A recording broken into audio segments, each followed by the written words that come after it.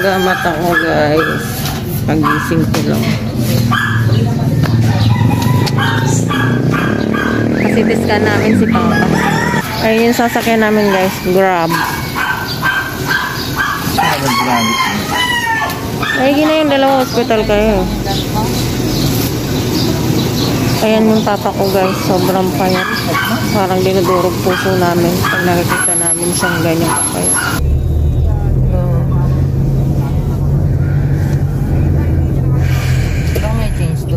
Saan tayo palabas? Kahit saan kanto ka dyan lumabas kuya. Palabas yan. Opo.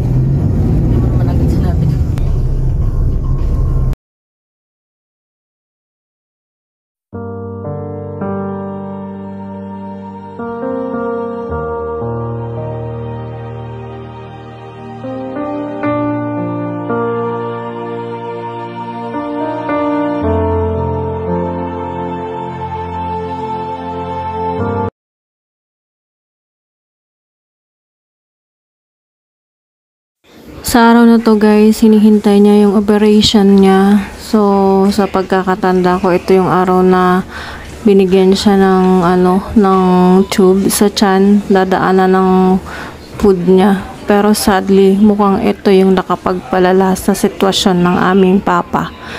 So, nandyan siya sa operating room na yan guys. Yun din yung after a week, nagpa-uwi na siya ng bahay. Tapos dire-diretso na nun guys hanggang sa humina na siya ng humina. Huling ngiti na nakita ko sa mukha niya. One eternity later. Ito yung araw guys na nagpa-uwi na siya ng Bicol. Ito din yung araw na nalaman niya yung kung gaano kalala yung sakit niya. So ayan, matamlay siya.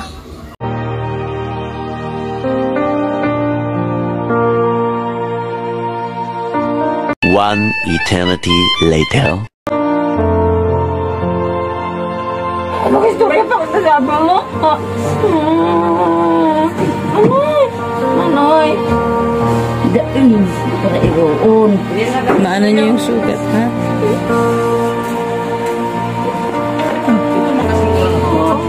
Maloy ang ginawa mo ako.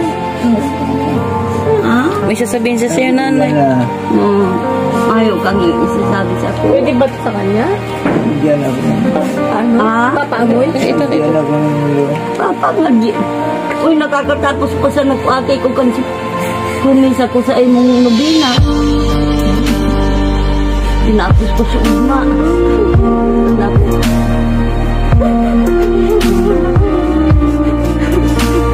Nay ka lang sa ito.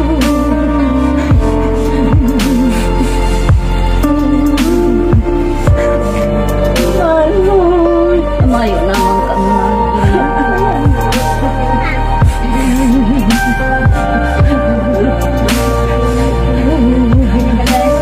sabi mo, ako ngayon mapaaral ka.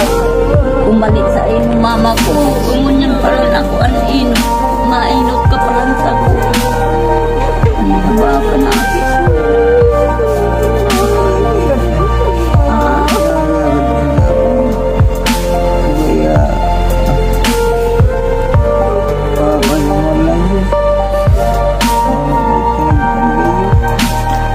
Dahil mo na kaya yung kamatian mo.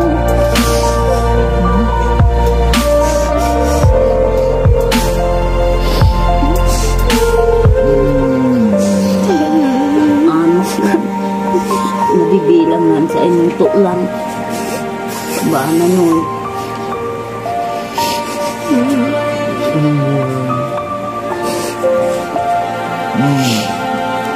Kumbako si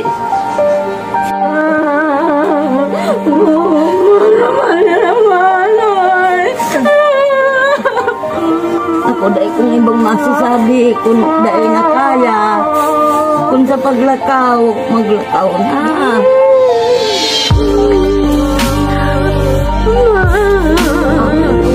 Manoy!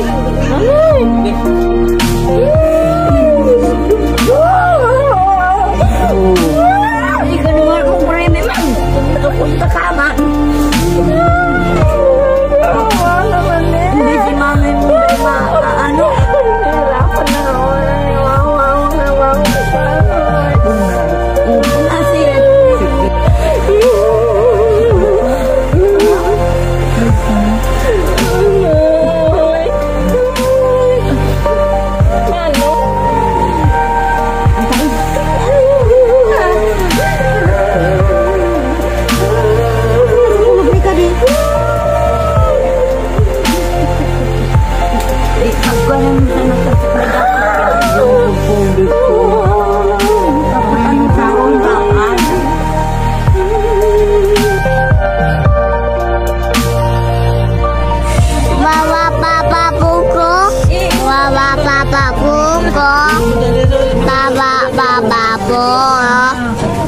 Tulog tayo.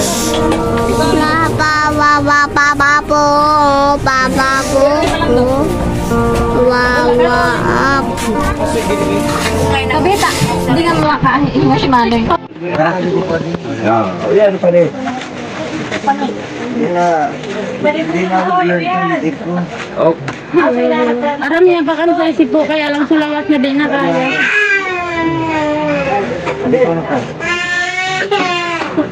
Nabalik? Nasay mo ka na ikaw magiging kapay kapot ka na desisyon ka ba? Kami ulis na kami mga palin. Maski por favor, daroon mo pa sa maski sa ikaw dito. Payaba may kapalin. Ay. Yun, walang iwanan. Walang iwanan. Mukha kita. Enjoy kami. Basta iyang kape may sama. Hindi ka sa atin sama.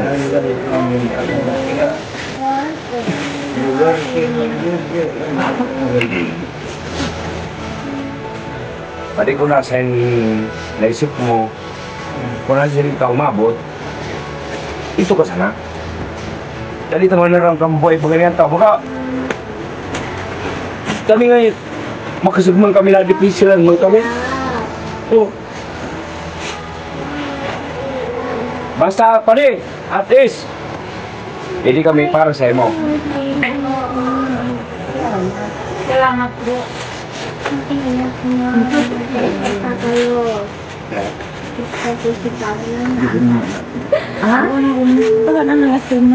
Ito yung isa sa huling kinanta ni Papa guys. Bali 2 kanta yung kinanta niya, pero ito yung pinaka una. So hindi ko siya bobosesan sa ngayon kasi isi-separate ko siya ng upload para kahit hindi mo ma-monetize, okay lang.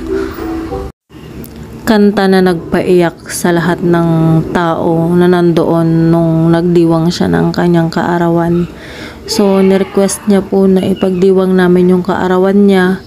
Kasi sabi niya guys, hindi niya naaabutin yung September 5. So, ang sakit-sakit para sa amin na ipinagdiwang namin yung birthday niya ng araw na yun. Kasi alam namin na yun na yung huling birthday niya na ipagdidiwang. Nakasama namin siya.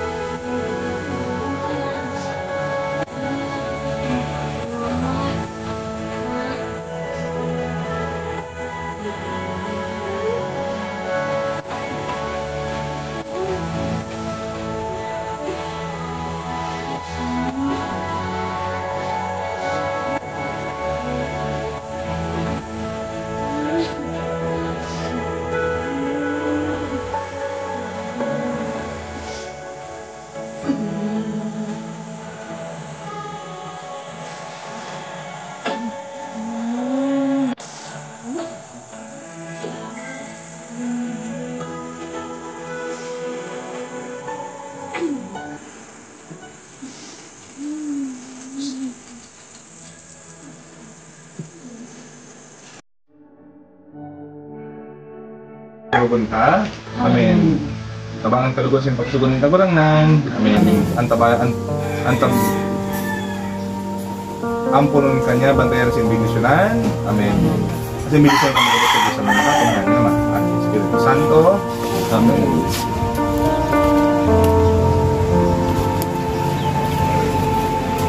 Aman, kita.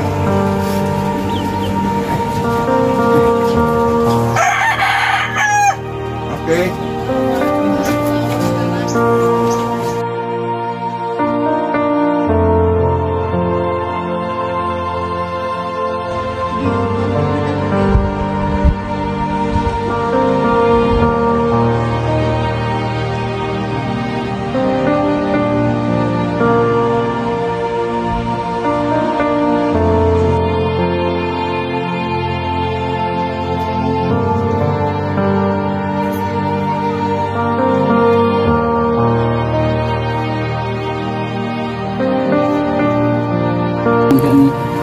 Pogi ng tatang ko.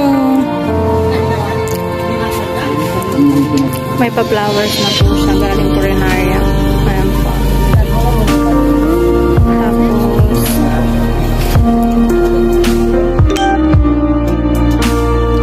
na.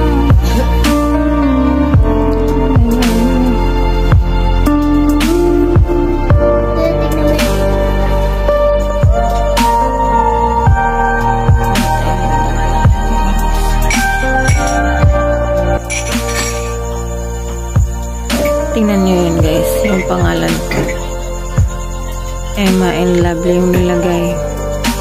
So, mamaya siguro papalitan yun. Papalit yung pangalan ng asawa ko.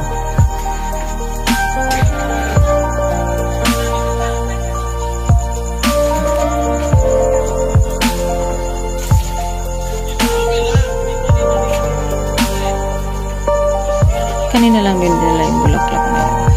Saka ito. Tapos kanina din kinabit yan. So, napansin ko na yan siya.